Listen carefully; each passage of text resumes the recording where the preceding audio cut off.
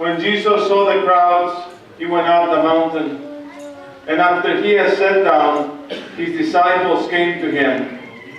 He began to teach them, saying, Blessed are the poor in spirit, for theirs is the kingdom of heaven. Blessed are they who mourn, for they will be comforted.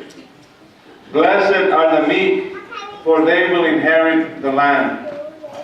Blessed are they who hunger and thirst for righteousness, for they will be satisfied. Blessed are the merciful, for they will be shown mercy. Blessed are the clean of heart, for they will see God. Blessed are the peacemakers, for they will be called children of God. Blessed are they who persecuted you for the sake of their righteousness, for theirs is the kingdom of heaven. Blessed are you when they insult you and persecute you and utter every kind of evil against you falsely because of me. Rejoice and be glad, for your reward will be great in heaven. The Gospel of the Lord. Praise to you, Lord Jesus Christ.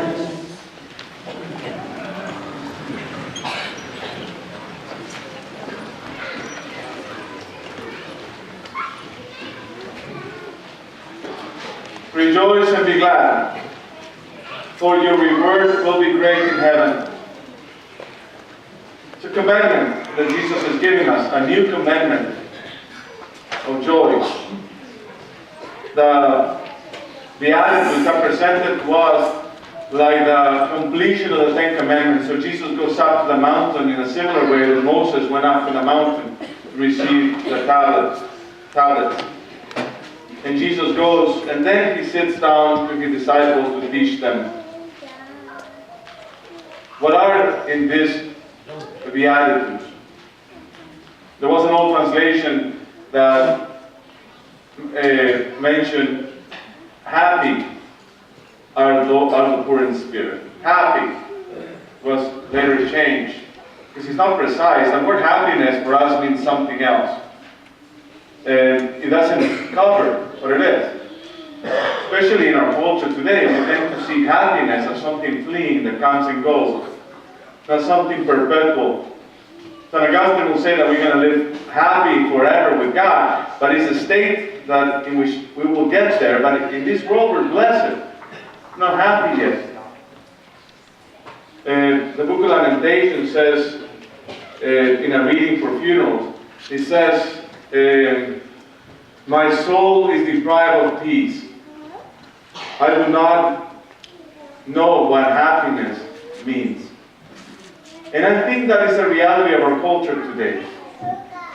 Our souls are deprived of peace, and we do not know what happiness is. We put ourselves into seeking happiness in this world and in transient things, as it were. Things that will come and go. And we invest on it. And we hope that somehow this will bring us lasting happiness. But it doesn't. And we wonder what's missing in our life. We would like heaven to be on earth now. But the blessedness that Jesus speaks about is something perpetual, eternal. The rewards of the Beatitudes is the kingdom of heaven. If we just look at the promises given to us in the Beatitudes, there is nothing here that says, blessed are you for this and that, and you'll be happy to do.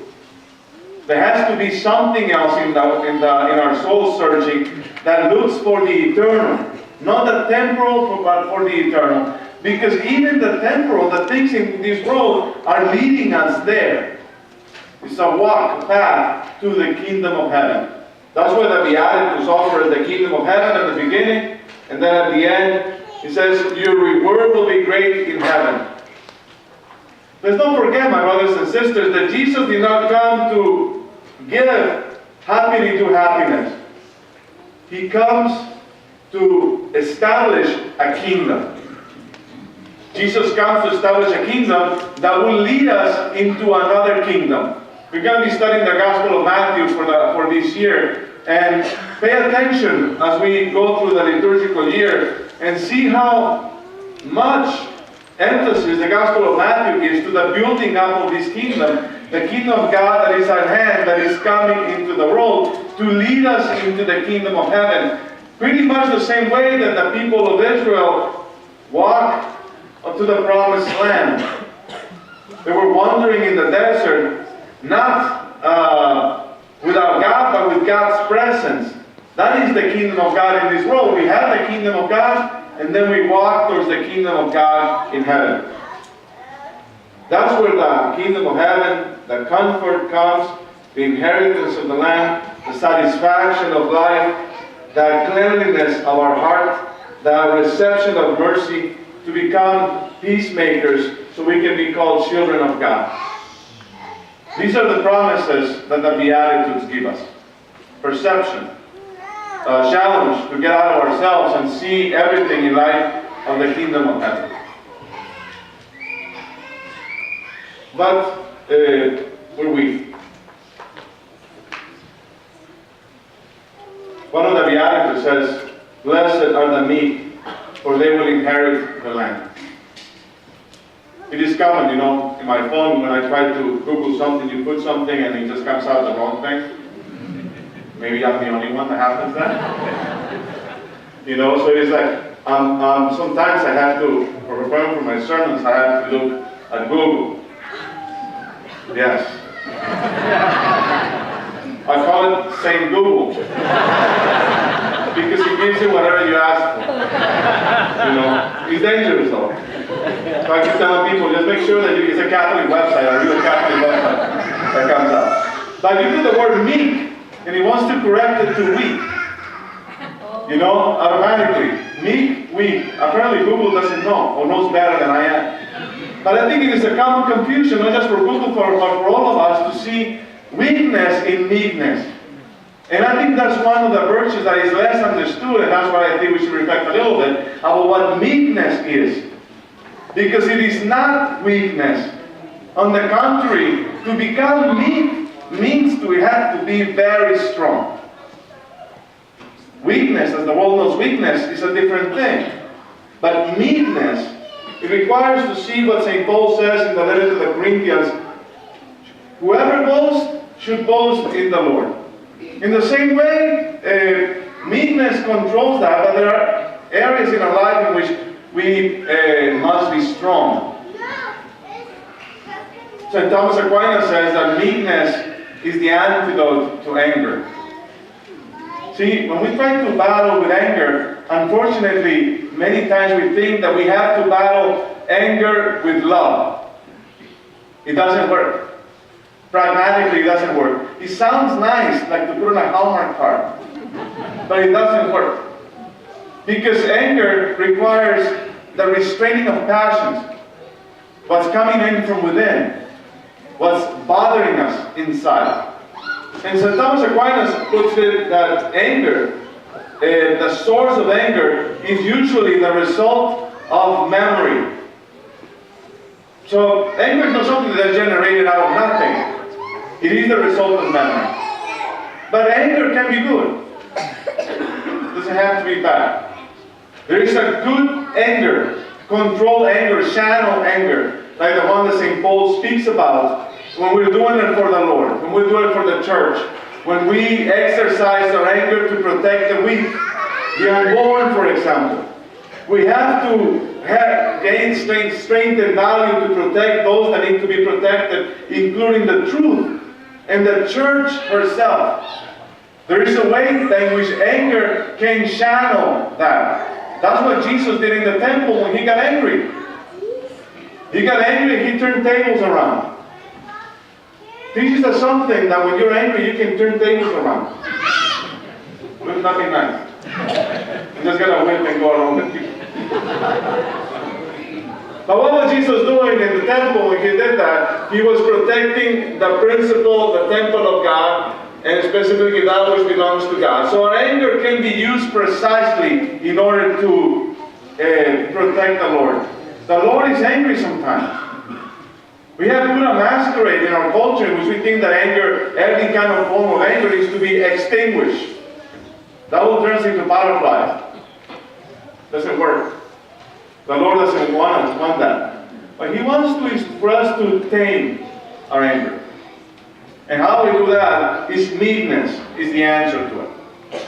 Meekness is the virtue. Jesus says, learn from me, for I am meek and humble of heart. But how does meekness look like?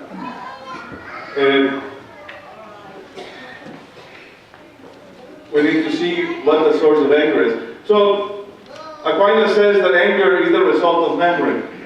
Bad memories usually. So when our anger is expressed, or we feel the anger inside, it's usually related to a memory, or several of them. In a way, anger is a protection. It's a protector, it's a shield.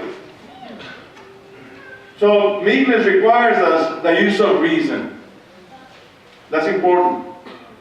In our culture, we follow our feelings too much, our emotions too much. We forget that in order to control our passions, we need to use our reason. What is the memory that is causing this anger? Where does it come from?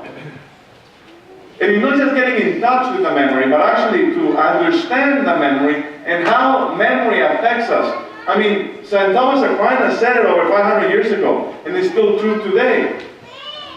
No anger comes out of nothing. Anger comes out of memory. That's why it's important to think for us that when we're thinking on acting on meekness or trying to strengthen the virtue of meekness in our life, is that we ask the Lord to heal our memory. Then that becomes our prayer. The healing of memory. That I may remember things like the Lord remembers them. That I may remember things, and that the Lord was with me, and that the Lord remains with me. So how does meekness look like? It's a battle inside, my brothers and sisters. It's not a battle out there, it's a battle inside. Because it is a matter of conscience. But it's a battle, a real battle. When we feel angry, which we will, which we do, we all do, we put a stop to it so it doesn't come out. We want to, and then unfortunately, pop psychology today tells us that we gotta hold it in. If you hold it inside, it's going to explode. So don't hold it in, they say. Punch a pillow or something. It doesn't work either. It doesn't heal the memory either. But words, you hold it in, but enter into a conversation with God. That is your moment of prayer. Lord, help me. Lord, help me because I cannot restrain my anger. So it becomes a conversation with the Lord, not just a monologue going in our heads, but actually a conversation with Him. And then we wrestle with Him. We wrestle with Him and we begin to enter into battle with Him, asking and praying for His grace so that we may restrain our anger to the virtue of temperance. Talked about temperance a couple of weeks ago. But temperance is a very important virtue because what it does, it holds the horses, as it were. We don't use that very much anymore. Whatever comes to our minds, our emotions and feelings, we just give them free range.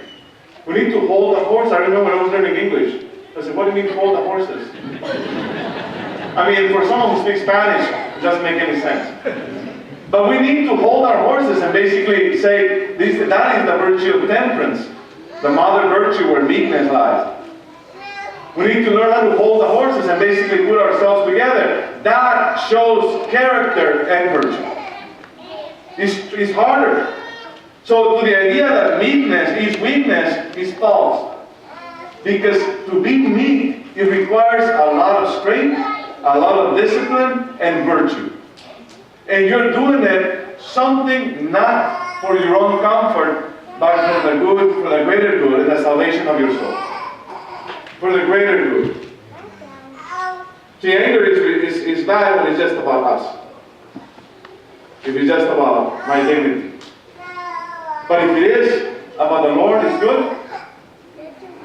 If it is about me, then meekness is necessary. then I need to exercise it.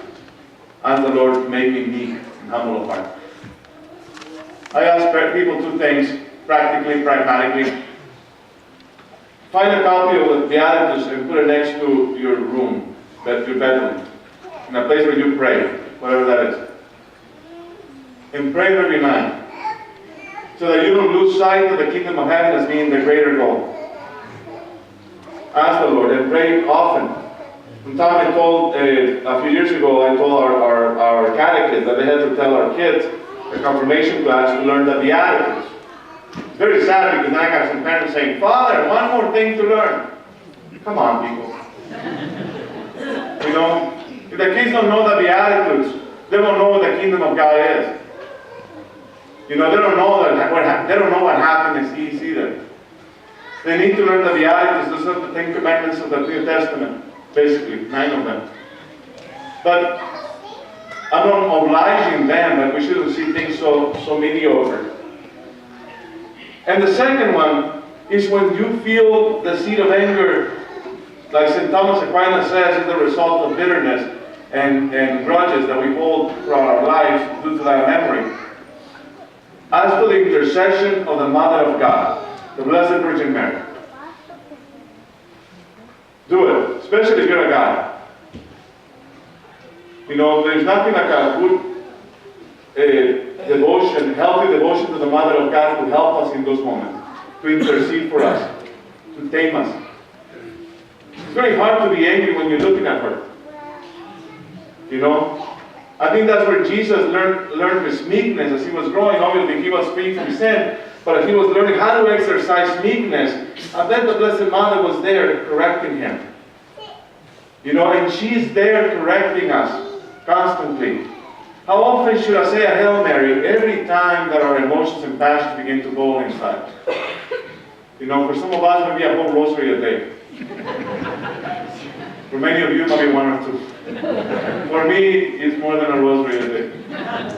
But we have to turn to the Virgin Mary. Turn to her. She wants us to be meek. We have to learn how to be meek.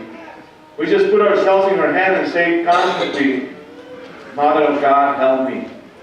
Help me. Be like your Jesus, your Son. In the name of the Father, and the Son, and the Holy Spirit.